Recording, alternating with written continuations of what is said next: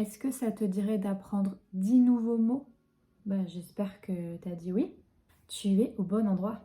Ok, pardon, on commence, c'est parti. Aujourd'hui, on va voir 10 nouveaux mots familiers en français. Donc il y aura peut-être du verlan, les mots à l'envers, peut-être de l'argot.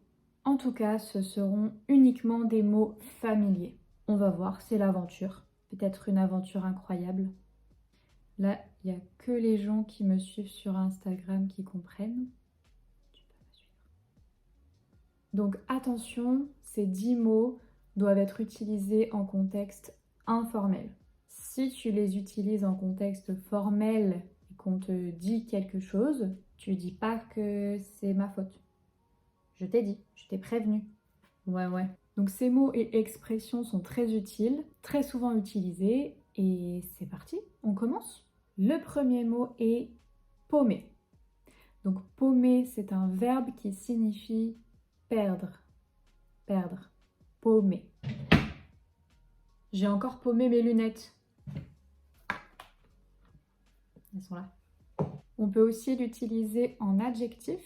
Par exemple, il est paumé. Ça veut littéralement dire il est perdu. Ah, je sais pas où il s'est paumé dans la ville. Je sais pas. Être paumé a aussi un sens beaucoup plus négatif. On peut l'utiliser pour dire qu'une personne est perdue, mais dans la vie, en général. Et par extension, on peut aussi l'utiliser comme nom. Non, elle, c'est une paumée. Vraiment, une paumée. Je sais pas. C'est incroyable. Elle est perdue. Le deuxième mot est planquer. Planquer. Donc planquer est un verbe qui signifie cacher. Qui a encore planqué la télécommande? Oui, elle est dans ma main, je sais. Excuse-moi, mais pourquoi tu te planques derrière la porte? Je me planque pas. Le troisième mot est choper. Choper, ça signifie attraper. Par exemple, il a triché pendant l'examen et il s'est fait choper. Autre exemple, malheureusement, il a chopé le virus. Bon, mauvais exemple, pardon. Le quatrième, flotter. Donc on peut utiliser flotter de manière générale pour parler de quelque chose qui reste à la surface de l'eau, mais de manière familière pour dire pleuvoir. Il pleut, il flotte. Non, il fait trop beau.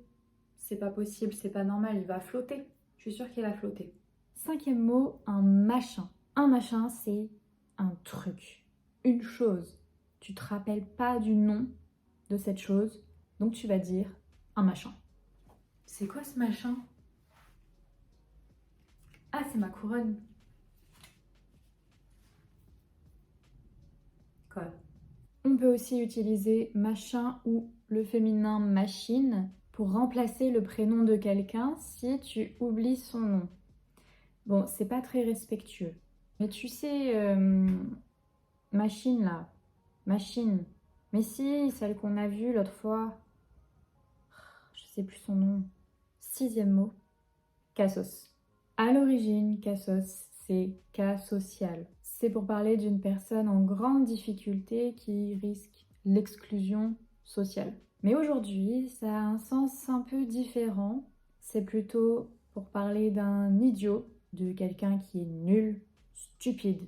Bon, ça, c'est un terme que j'utilise assez souvent, j'avoue. Si vous voulez insulter un groupe de personnes, vous pouvez dire bande de cassos. Encore une fois, c'est familier. Attention à ne pas l'utiliser avec n'importe qui. Septième mot, le turfu. Turfu. Futur. Donc on utilise le turfu, futur, pour dire que tu es en avance, que tu as du style un peu avant-gardiste. Ah ouais, t'es dans le turfu toi. Tu avais vu ça avant tout le monde. Ok. Huitième mot, chiant. Vous devez le connaître quand on dit que quelqu'un est chiant. On veut dire qu'il est ou elle est ennuyeux, ennuyeuse. C'est une personne qui te dérange. Ça peut aussi être pour une situation. Par exemple, c'est chiant quand les voisins font du bruit alors que j'essaye d'enregistrer cette vidéo. C'est très chiant. Neuvième mot, bof. Bof, c'est très utilisé. C'est pour dire moyen, pas vraiment, pas trop. Comment ça va aujourd'hui? Bof. Et toi? Bof. T'aimes bien ma tenue? Ouais, bof. Ok. 10. Cette fois-ci, je vais vous donner une expression complète. Si ça se trouve. Si ça se trouve. Si ça se trouve, c'est pour dire il est possible que. Ah non, mais si ça se trouve, demain il va pleuvoir. Donc il faut que je profite du soleil aujourd'hui. Hein. Non, il va pas pleuvoir demain. Ok, j'espère que vous aurez appris quelque chose grâce à cette vidéo. Et moi, je vous propose de choisir 3 mots ou expressions et d'essayer de faire une petite phrase avec ces mots dans les commentaires. Et on se retrouve très vite pour une nouvelle vidéo. Et en attendant, on se voit sur Instagram ou sur TikTok.